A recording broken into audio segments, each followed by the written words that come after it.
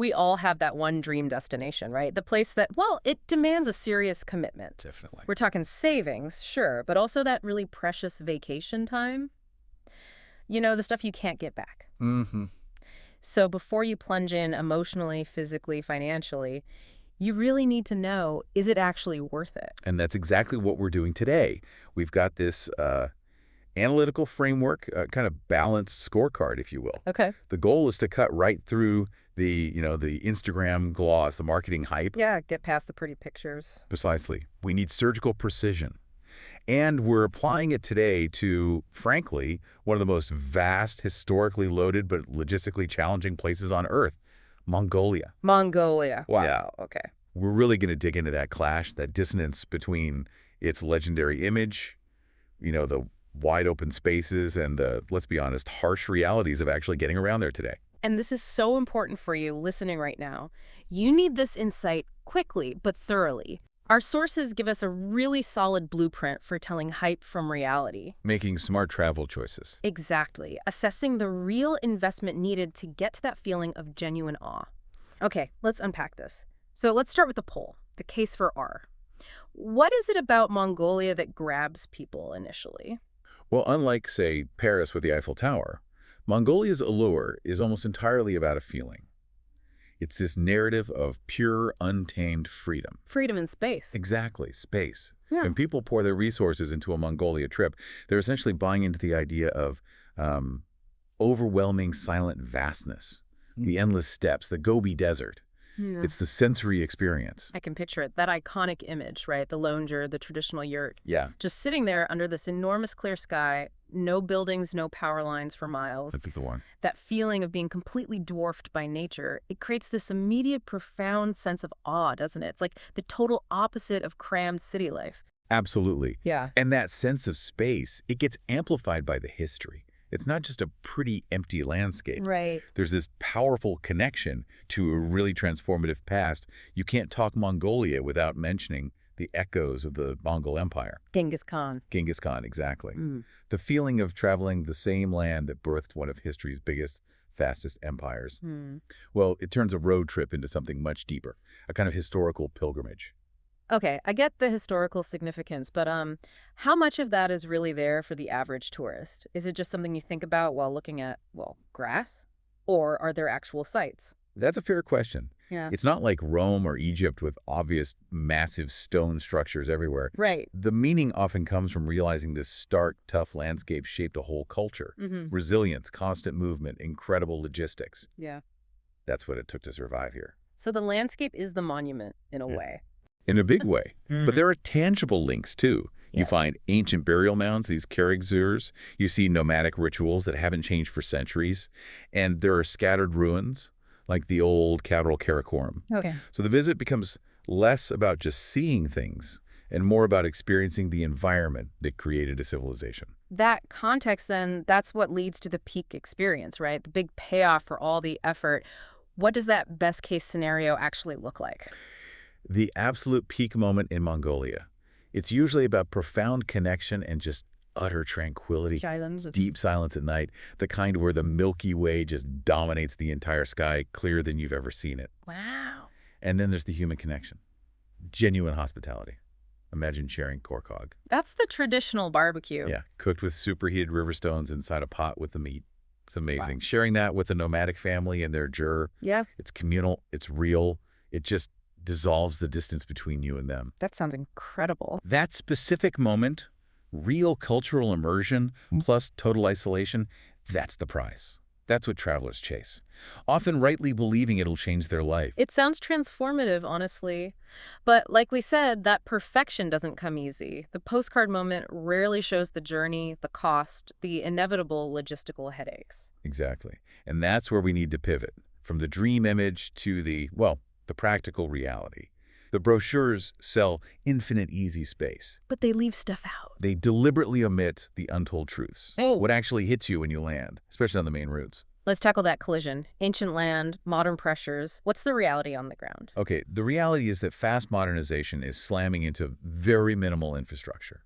This step itself, still vast, still glorious, But the entry point, the main hub, Ulaanbaatar UB, it's often a real shock. How so? You land expecting endless vistas and ancient vibes, and bam! You got a city skyline, high-rises, commercial buildings. Not quite the go. Not even close. Heavy traffic, confusing layout, and sometimes this overwhelming smell of coal smoke from the jur districts surrounding the city. That's the real visual dissonance. So UIB is the necessary hub, but it's congested and, well, commercialized. Heavily. It's the choke point for everything, and it's geared up to catch tourist money. The immediate experience is far from that romantic isolation you pictured. And even when you finally get out of the capital, the iconic sites aren't always pristine. That raw, untouched image from the marketing, it often takes days of really hard travel to find it. Right. Even the more accessible spots, like Turalj National Park near UOB, they can get seriously crowded in peak season. And sometimes, honestly, there's environmental strain. Like what? Unregulated tourist camps, waste management issues that just haven't kept up. You might see plastic waste near landmarks, which is jarring and, frankly, an ethical issue. Okay, so that hard travel, that's where the real cost analysis has to start. Beyond just the flight and the first hotel. Absolutely necessary. Because the big hidden cost is access, its distance, and its reliability. Getting to UB might be relatively affordable now. Yeah, international flights aren't too bad. But actually getting into the remote areas, Yeah. the Altai Mountains, the deep Gobi, that's where the cost explodes. It's exponentially more than that first flight. Here's where it gets really interesting. Because it's not just money, it's the effort, the non-monetary stuff that often breaks people. But the financial cost is the first huge barrier to that peak experience. What are we talking specifically for transport? To reliably get remote, you need specialized gear. Usually a tough, older Russian or maybe Japanese 4x4, often chartered, custom job. And not just the vehicle. No, you need an experienced driver, usually a guide, too. Why? Because roads are often just tracks in the grass, or they're badly maintained, they flood, vehicles break down constantly. So you're paying for the vehicle and the expertise. Exactly. And that inflates the cost dramatically. That 4x4 rental with a driver, easily $150 to $250 US per day. Per day. And that often doesn't even include fuel, which you have to factor in for journeys covering hundreds, maybe thousands of kilometers between fuel stops. Wow, so it's the cost of guaranteed knowledge. Someone who knows the tracks, where to get repairs, how to communicate when there's zero cell service. That's exactly what you're paying for. And because everything has to be brought into the middle of nowhere, food, water, shelter, the costs for those necessities along remote routes are also inflated. You're totally dependent on your guide's setup or these small established tourist jerk camps. Okay, and what about tourist traps? Where do scams tend to pop up? Mostly in the busy parts of Ulaanbaatar. The markets, the tourist hubs. You've got to watch out for price gouging on simple stuff, bad exchange rates, or these like last-minute tour deals that promise everything but fall apart once you're out there. So preparedness is key, budgeting for the unexpected. Absolutely essential, like uniquely essential for this kind of extreme overland travel. If your Jeep breaks down 500 kilometers from a paved road, getting it fixed or recovered, that cost is entirely on you. Okay, let's shift to those non-monetary costs. The physical and mental toll. You called it the cost and energy. The sources are clear. This is not a relaxing beach vacation. Not even remotely. The physical toll is significant. You're dealing with logistical challenges constantly. It means grueling overland journeys. The grueling. Often 8-10 hours of driving a day, sometimes on tracks that feel less like roads and more like obstacle courses, deep ruts, rocks. Yeah. Your body is just constantly being shaken. Ouch. And the climate is extreme. Intense, dusty heat during the day, then dropping near freezing at night. Even in summer, your body is constantly adjusting, and that just drains your energy reserves. It's not just the physical discomfort, though, is it? It's the mental load, the uncertainty. That's a huge part of it. Being miles from anywhere, maybe dealing with a vehicle issue, trying to navigate complex social rules if you're staying with a family. The sheer number of operational things you have to manage consumes your mental bandwidth. So you're problem solving constantly. Exactly. You spend more brain power figuring out logistics, where's the next water source, how do I handle this language barrier, is the vehicle okay, than actually soaking in the landscape you came for. That sounds stressful. It can be intense. That focus on survival and logistics can definitely cause stress, anxiety. It can actively undermine the peaceful, reflective experience you wanted. You really have to embrace the difficulty, or it's going to wear you down. Accepting the difficulty. That leads nicely into the ethical side. For a trip this major, you have to ask about your impact, right? On a traditional, maybe fragile place. It's a critical question for responsible travel. Right. The main ethical concern is how tourism, even if it's a relatively low volume compared to, say, Venice, how it affects the traditional nomadic communities. The big risk is the commodification of culture. Meaning traditional practices start becoming performances staged for tourists, which can erode their genuine meaning over time. Are you paying to respectfully observe a real lifestyle, or are you paying to watch a show put on for you? That's a tough line. And the environmental impact. Tourism inevitably creates demand for resources in places that don't have many. More travel routes can damage the delicate grasslands livestock depend on. And the vehicles. Right. Relying on those 4x4s in remote areas definitely increases the carbon footprint in a place where managing the environment is already incredibly challenging. Visitors need to be really aware that just being there uses resources that local communities might struggle to replace. It's a heavy consideration. It is. We're not saying don't go, but go understanding your consumption, your footprint. Be mindful. Okay. So we've laid out the epic allure, the brutal logistics, the costs, the ethical weight. If, after all that, a traveler still feels that pull, that the step's grandeur is worth the struggle, they need a solid game plan. Exactly. Now we shift from warnings to strategy. How to actually navigate this successfully. Act 3, strategic navigation. First up, that logistical gauntlet. Let's be blunt. Getting to true isolation in Mongolia is hard work. It is absolutely not a walk in the park. A typical 2-week loop covering, say, the Gobi and central areas, you're looking at driving, minimum, 1,500 to 2,500 kilometers. Wow. So we need to break down the options because how you travel inside the country dictates everything else, especially the cost. Getting the UD is one thing. Getting around is the bottleneck. So what are the real internal options, easiest versus hardest? Okay, easiest and priciest involves booking domestic flights. Fly from UB to regional hubs like Maroon for Kovsgol Lake or Delanzadgad for the Gobi. Cuts down the driving. Dramatically. Can shave off maybe a full week of really punishing overland travel. Then, once you land there, you hire local transport for shorter trips out. In the harder, more immersive way. That's the long-term charter. Booking a reliable 4x4 with a driver and guide for your whole trip, maybe 2 or 3 weeks straight, and just buckling in for those 8-10-hour driving days, day after day. What about regular buses or trains? Do they work? They exist between the main towns, yes, but they are slow. They are profoundly uncomfortable. And crucially, they don't go to the remote wilderness areas. Where the magic is. Exactly, where the real attraction lies. So, buses and trains, not really viable for hitting those peak experiences. So the consensus is, if you want the deep connection, you have to accept and budget for a difficult journey. No real shortcuts for the distance, just ways to pay more to reduce the physical pain. That sums it up perfectly. You can mitigate discomfort through spending, but you can't eliminate the vastness. Okay, that acceptance of difficulty flows right into the traveler's ledger. Let's get practical with budgets. Yeah. Can we give people some clear daily cost ranges in US dollars maybe, excluding the big international flight, based on how much hardship they'll tolerate? Yes, that clarity is vital. Let's break it down. Okay, first, the shoestring survivor.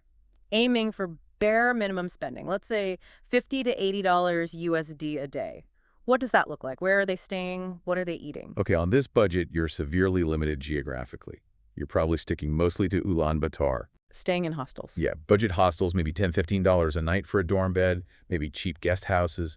Food means basic local eateries, these places called guans. You can get a meat and rice dish for maybe $3, $5, or cooking your own food. And travel outside UB. Very limited. Local buses, maybe shared transport to places kind of close by, like parts of Turelj. This budget really restricts access to the iconic isolated landscapes. And it demands a high tolerance for figuring things out yourself in a foreign language with almost no support system. Right, a true survivor mode.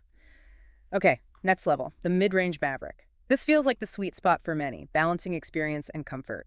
Let's define this around $150 to $250 USD per day. Yes, this is the sensible budget. This is what realistically grants access to the real Mongolia experience. What does it buy you? It covers the essentials, that reliable 4x4 transport, an experienced guide, all your food, and stays in organized tourist tour camps. These offer a standard level of comfort, maybe not luxury, but clean, organized. So less risk. Way less risk. For around $200 a day, you're basically trading some flexibility for enormous peace of mind. You're mitigating most of the logistical nightmares. This is the budget that funds a good 14-day circuit, Gobi, Central Mongolia, maybe another highlight. Makes sense. And finally, the high roller. Full comfort, maximum control, What's the price tag per day here? We're looking at $400 USD per day minimum, often significantly more, especially if you start adding private charter flights. What are they paying for? They're paying to eliminate discomfort and logistical hassle, almost entirely. Private flights to remote airstrips, top-end private drivers, and maybe newer, more comfortable vehicles, premium guiding services. And fancy jur camps. Exactly. Staying at fully serviced high-end jur camps with amenities like reliable heating, in-suite bathrooms, hot showers, dedicated chefs. It removes the physical hardship, definitely. But maybe it loses something else. Potentially. It can sometimes isolate you a bit from that really raw, unmediated cultural interaction that you get roughing it more. Trade-offs? Okay, budget decided. Now, the smart itinerary. You said strategy beats spontaneity here. Why is timing so critical? Poor timing can genuinely ruin your trip, or even make it dangerous. First, you absolutely have to time the season right. When should people avoid? Rigorously avoid the deep winter cold that's roughly October through April. And also be wary of potential flash floods in midsummer, like late July, early August. So the sweet spots. Late May through June is great. And then again in September, you get moderate weather, fewer crowds, especially fewer domestic tourists. Okay, let's ditch the generic Trevi Fountain example. Give us a real Mongolian timing strategy example. All right, perfect example. The Neodam Festival in July. It's the biggest cultural event, wrestling, archery, horse racing. It's spectacular. But crowded. Insanely crowded, especially in Ubi.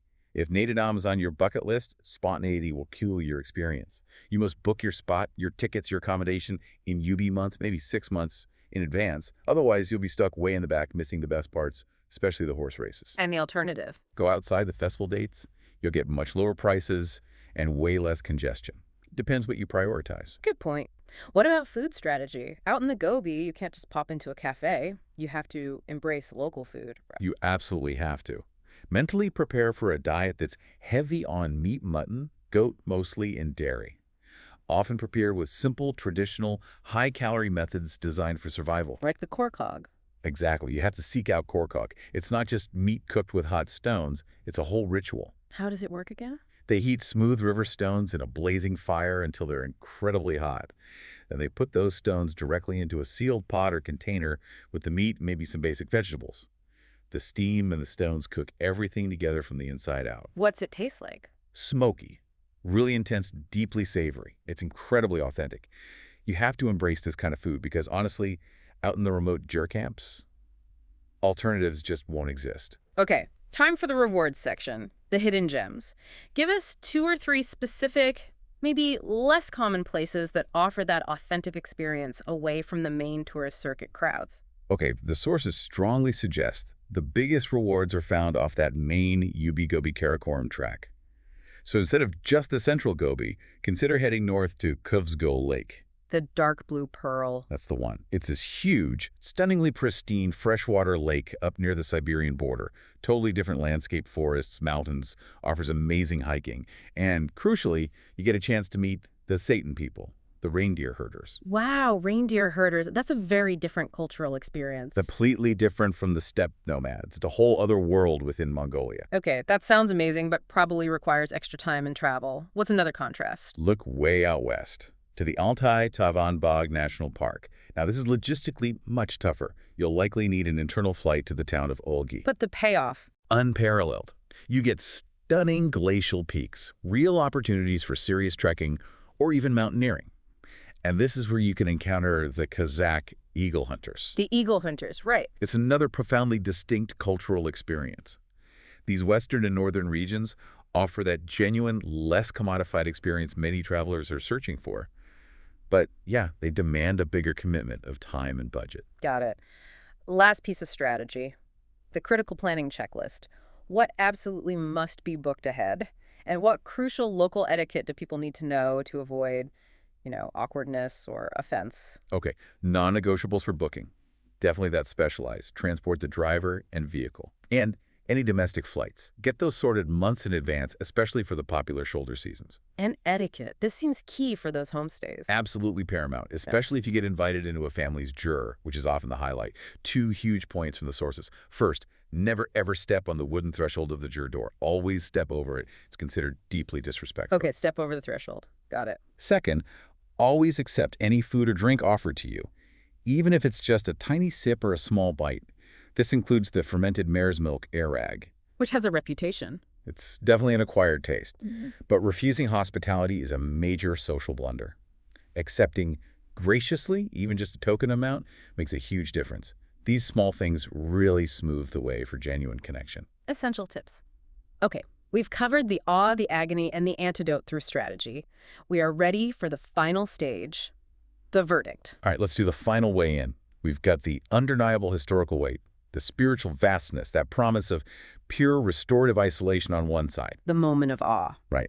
And on the other side, the soul-crushing potential of 21st century logistics meeting minimal infrastructure, high costs, complex and expensive transport, potentially days of just grueling, uncomfortable overland travel. So what does this all mean? How do we boil this down? How do you possibly weigh a moment of pure awe under the clearest sky on Earth against days of bone-jarring travel and inflated prices?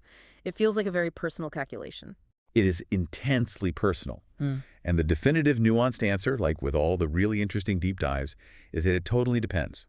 It hinges entirely on you, the traveler, your personality, your expectations. So we need to define who this trip is perfect for. Yes. Let's outline the profile of the traveler for whom it is worth it. Go for it. This trip is likely to be magical, unforgettable, if you are fundamentally a resilient traveler. Someone who genuinely sees the journey itself, the challenges, as part of the adventure, not just an obstacle. Someone who embraces the difficulty. Exactly.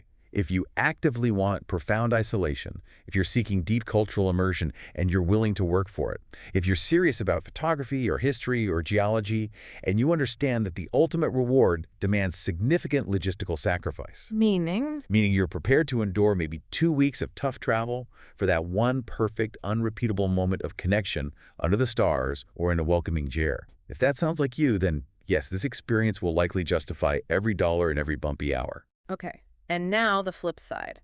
Who is this trip not worth it for? Who's likely to come back feeling frustrated or disappointed? This destination will likely be a letdown if your main goal is a quiet, peaceful, reflective escape, but you inherently dislike crowds, noise, and constant low-level logistical stress. Because the operational challenges are the stress here. If you can't handle the hassle factor. Right. If you're on a really tight budget and can't afford that mid-range Maverick level to buy some logistical peace of mind, if you expect things to run smoothly, if you need reliable infrastructure, easy navigation, instant access to sites, you are going to struggle immensely in Mongolia. And if you're picky. Yeah, if you're unwilling to adapt your diet significantly, or if you just can't tolerate the physical demands of rough, long-distance travel, the trip will quickly turn into a source of frustration, not awe. It's interesting how applying this framework, the legend versus reality check, has such broad use. We dove deep into Mongolia, sure, but this process works for any major travel decision, doesn't it? A tough mountain trek, an expensive European city. That's really the key takeaway, I think. This balanced approach, pitting the shiny promise against the gritty reality of logistics, hidden costs, ethical impacts. It helps you cut through the marketing hype for any big trip you're considering. It moves you from just daydreaming to actual critical planning. So, as you, the listener, think about your next big adventure, maybe consider this. The real measure of a destination's worth might not just be its beauty or history. Maybe it's the gap between your sky-high expectations and the amount of physical, financial, and logistical pain you're truly willing to endure to close that gap. Yeah. How much are you willing to sort of suffer to genuinely earn that peak moment of awe? That gap and your personal tolerance for bridging it. It's probably the only verdict that really counts for your journey. Well said. We hope this deep dive helps you travel smarter, plan better, wherever you decide to explore next. Until next time.